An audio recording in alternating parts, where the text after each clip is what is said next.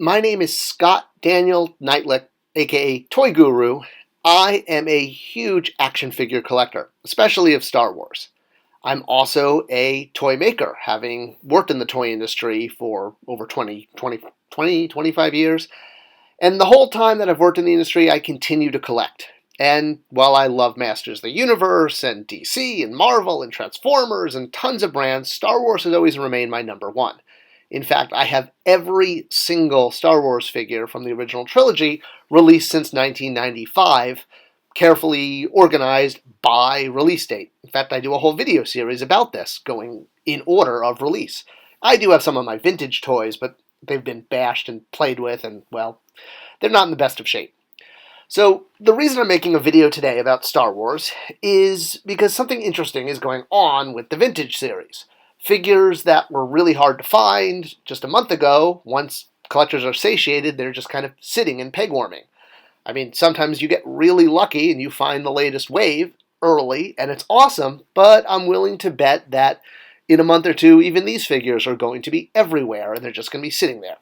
So what is going on? How did Star Wars 3 3/4 figures go from dominating the toy aisle to, well, barely having a peg? So you have to look back at the history of Star Wars, obviously going back to the 80s, the history of Star Wars toys. Very different back then because it was so unique. Fast forward to 1995 when Power of the Force 2 was launched, and, well, we got Star Wars toys that had a huge presence in the toy aisle. We're talking 3 to 6 feet of planogram space with figures, deluxe figures, mini vehicles, large vehicles, and this continued beyond Power of the Force 2. It continued all the way through the prequel movies, all the way to the Disney movies, the sequel movies, with Star Wars having a huge presence at retail. Multiple scales, multiple types of product, but the 3 3/4 remained the sort of heart, the core of the line. It was the line that stuck around the longest and was compatible with the most stuff. We got things like cross-sell posters and mail-away offers, and again, even through the very latest movies. Well, things have changed. And while there tends to be one character in particular who tends to be dominating the Star Wars toy aisle, the 3 3/4 line has shrunk. It's now on one peg at Target. I don't think Walmart is carrying it currently. I haven't found it there. I can't find a peg for it. And the aisle tends to be filled with sort of a mismatch of stuff, but yeah, even 3 3/4 is now the vintage collection only. Even those 5 points of articulated figures we had even 2, 3 years ago have been replaced. And with other lines like the 6-inch Black Series coming out, which still wind up getting discounted a lot, well, we have to look at the reasons, and there's a few. Obviously, the performance of the latest films is a factor, and the fact that with the older adult audience, it hasn't been as exciting. But spoiler alert real quick about The Mandalorian. Well, in the final episode of Season 2, when Luke Skywalker showed up, that was the coolest moment of Star Wars ever for me personally. I was shaking when Luke came out. Oh my God, are they actually going there? They're going there. That is Luke. Oh my God. It just blew me away. So there is good Star Wars content out there, so you can't just blame the content. You have to look at other factors from a business perspective, and one is the cost of toys is just going up in general. Part of that is because, well, toys are made from petroleum, petroleum is made from oil is made from dinosaur bones, and we all know there's a huge lack of dinosaur bones, and oil continues to rise in price. Also is labor. Labor, especially in China, is hugely on the rise. Hugely on the rise? That doesn't even sound like proper English. But it's going up every year. And this trickles down to the price of toys, which trickles down to the other factor, which is value and price, especially for mom, dad, aunt, uncle, grandma, grandpa, when they're buying a toy for a child. They want a lot of value for a basic price. Then the final factor is what's very unique to Star Wars, is the way Star Wars is played. Now, it's a tried and true play pattern, especially for boys. Not that little girls can't play this way, but tends to be a boy play pattern of vehicle play. And not just vehicle play, but putting pilots or drivers into a vehicle. This is extremely important because doing this creates an emotional bond between child and toy because they can see themselves as the character now piloting the toy. And it's just as true as it was in the 80s, as it was in the 90s and the early 2000s. The ability to take an action figure and stick it in the cockpit is very important. So let's deep dive a little bit on this and examine the different Star Wars lines at retail and how these 4 factors apply to the success or decline and what could be done. All right, so first up, the Black Series. I do like the Black Series. I probably own 30 plus Black Series figures. But for your average toy buyer, your mom, dad, buying a gift, if you look at a 3 3/4 versus a 6-inch of the same figure, and the price difference is like $6, $7 maybe, you can see how much more value you get from Black Series. So that's sort of one mark against Vintage Series, is the price value just isn't there. Now, with the 6-inch Black Series, what you are getting is a highly detailed, very beautiful 6-inch representation of Star Wars character. The Black Series is essentially a character-driven line. Great versions of Star Wars characters. Deluxe figures, basic figures, some have soft goods, lots of deco. The packaging is very collector-friendly. You can remove the figures without destroying the package.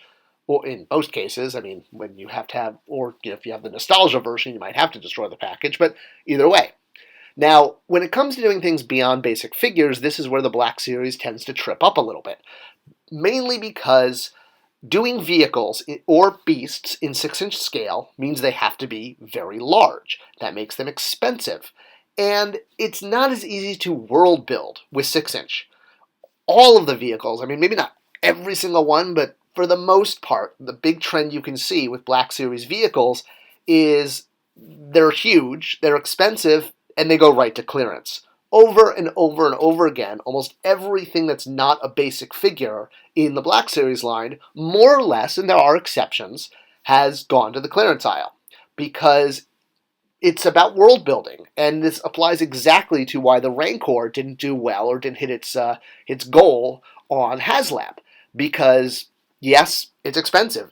Black Series items that are very expensive to make when they're in scale to a 6-inch figure because they're huge. It's not that they're gouging you. This is just what it costs to make it. They're making probably the same profit off of the Rancor as they are a basic figure. It's not like they're suddenly making all this more money off the Rancor. In fact, they're probably making less money because they then promised to tool up a Rancor keeper. The Black Series is a great line for those who love the characters of Star Wars and just want to display them or enjoy figures. What the Black Series doesn't have are vehicles. And, yes, I know they've tried to do vehicles, but the vehicles don't sell because they are so huge. And that's just because, again, 6-inch makes large vehicles incompatible with a price-value standpoint. Now, on the other hand, 3 3/4 has been a vehicle figure line from day one. In fact, originally when Kenner came out with the line, they thought it would all be just about the vehicles. Lo and behold, even modern vehicles still have this feature in the Vintage Series of figures being able to be inside the ship. It was in the prequels, it was in the sequels, it's all through Power of the Force 2. It was part of why the line's so well to kids, through Power of the Force 2 and in the original line. In the original line, the Falcon was the centerpiece. This was the play set. Yes, I know they came out with a Death Star, but this was meant to be the item that every kid wanted. It was the hero item. And have you ever looked back at the Kenner vintage line, the original line, and noted just how many pilot figures they have? Of course, you're going to have Luke in his X-Wing gear, but almost every vehicle had its own pilot, even down to specifics like A-Wings and B-Wings. There was so many pilot figures made because the pilot figures went with the vehicles. Some of them even had the vehicle on the package. They didn't even have a picture of their face. They just showed the vehicle to show you who they piloted. And when Power of the Force 2 came out in '95, it was no different. Yes, there were a lot of basic figures, and they launched with a very big assortment of 9, which is very unique for a brand new toy line to have that many. But they also really banked on vehicles, launching with, 4 or 5 vehicles at once, including the Falcon, and once again, providing the ability to take figures and put them in the cockpit and control the vehicle. That avatar, that emotional connection. That's why Power of the Force 2 did so well. It was able to put out vehicles at an affordable price that was compatible with the action figures. And you, again, saw this bleed right into the prequels and for the content for the last 15, 20 years, where it was figure plus vehicle equals play pattern. We saw giant under the tree items sold, sometimes as exclusive, sometimes as redecos, usually with a pilot, and all the way up to the Disney sequel movies. Well, the first two Disney sequel movies, we had a lot of SKUs of figures and vehicles. Even the first HasLab item was a vehicle. Granted, this was more of a Star Wars dollhouse, but by that, it really was about interacting the figures with a vehicle. You were displaying your figures on the sail barge. It was a combination. It was a way to have your figures look cooler by putting them on in a vehicle. 3 3/4 is a line that, yes, you can collect a lot of characters, just like in Black Series, but because of the scale, it permits vehicles. So let's look at what the issue is with this. 10 years ago, 15 years ago, when this item came out at Target, it's an X-Wing exclusive with Wedge and Wedge's droid from the comics. Well, this was a $50 item. You got a ladder, you got Wedge, you got the droid. It was a lot of fun. Figures went inside the ship. You could put Wedge in the cockpit, the droid in the droid socket, wings came out. Awesome, awesome. Fast forward to today, the exact same toy, more or less even the same tool, at Target is now over $100. I think it's $110, $120, and you get less stuff. You get one pilot, no ladder, no droid. So that right there is the essence of the issue, is that 3 3/4 figures have gotten to the point that because of costs, it's no longer cost effective to do vehicles. Other lines in Star Wars, like the Galoob Action Fleet line, also embrace this play pattern. Granted, the figures are tiny and mini, but they still go inside the cockpit or inside the sandcrawler, whatever it is. It's still vehicle plus figure. And this is a very, very unique play pattern, not just for Star Wars, but it really works with Star Wars. A Star Wars line that doesn't have figure-vehicle compatibility is very difficult. The vehicles have always been the heart of the line because getting to interact and put the figures inside those little sockets or cockpits or whatever it is, that is where the magic is.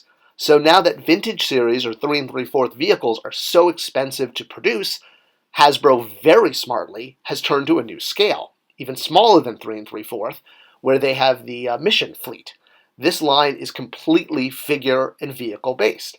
And because of the scale of the figures and the limited articulation, it allows a good price point and replicates that very Star Warsian play pattern that is needed, where you can put the figure inside the cockpit and create that avatar, that emotional connection between child and toy.